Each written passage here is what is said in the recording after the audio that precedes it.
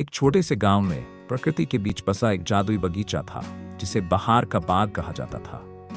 ये रंग बिरंगे फूलों और हरे भरे पेड़ों से भरा हुआ बगीचा दो अद्भुत दोस्तों का घर था।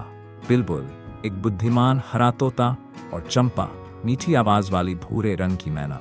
वे अपना दिन बड़े पीपल के पेड़ पर बैठकर बातें करने, गाने और बगीचे में आने वालों के चेहरों पर मुस्कान लाने में बिताते थे। एक सुहानी सुबह जैसे ही बगीचे पर पहली किरणें पड़ीं, बिलबुल ने चंपा की ओर देखा और कहा, चंपा, क्या तुम नहीं सोचती कि इस बगीचे से बाहर क्या है?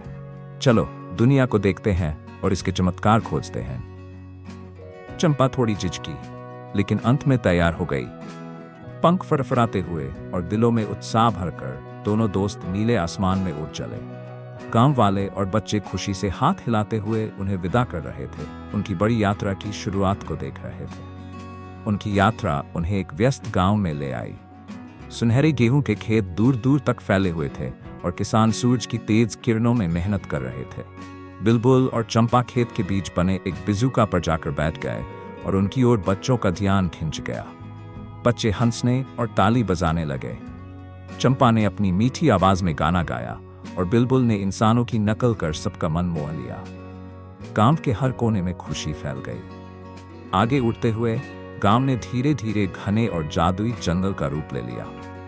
ऊंचे ऊंचे पेड़ हवा में फुसफुसा रहे थे और सूरज की किरणें जंगल की जमीन पर नाच रही थीं। बिलबुल और चंपा एक ऊंची डाल पर बैठकर इस अद्भुत नजारे को देख रहे थे। जल्द ही रंग बिरंगे पक्षी और जिज्ञासु जानवर जैसे हिरण और खरगोश उनका स्वागत करने आ गए। जंगल की जिंदगी ने दोनों दोस्तों को मंत्रमुग्ध कर दिया।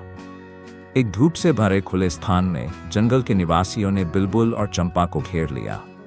जंगल के बुद्धिमान पक्षियों ने उन्हें टीम वर्क और सामंजस्य से रहने का सबक सिखाया।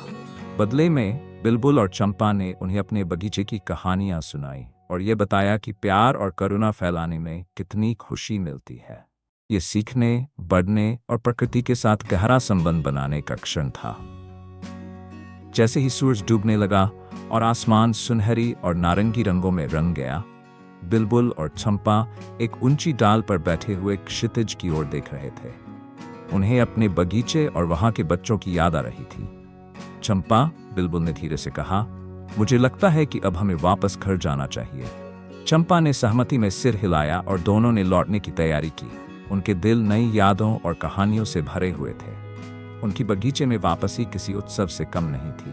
गांव वाले और बच्चे बड़े पीपल के पेड़ के नीचे जमा हो गए थे, उनकी यात्रा की कहानियां सुनने के लिए। बिलबुल और चंपा अपनी पसंदीदा डाल पर बैठे और गांव वालों को अपने रोमांच के किस्से सुनाए।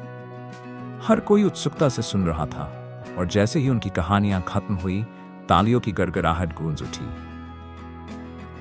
उस दिन के बाद बिलबुल और चंपा अपने प्यारे बगीचे में खुशी खुशी रहने लगे। बच्चों की हंसी और प्रकृति की सुंदरता से घिरे उन्होंने अपनी कहानियां सुनाना जारी रखा, सभी को प्रेरित करते हुए कि वे दुनिया की खोज करें, सीखें और आसपास की चीजों को संजोएं। बगीचा फिर से एक जादुई जगह बन गया, जहां बड़े पीपल के पेड़ के नीचे खुशी और दोस्ती खिल उठी।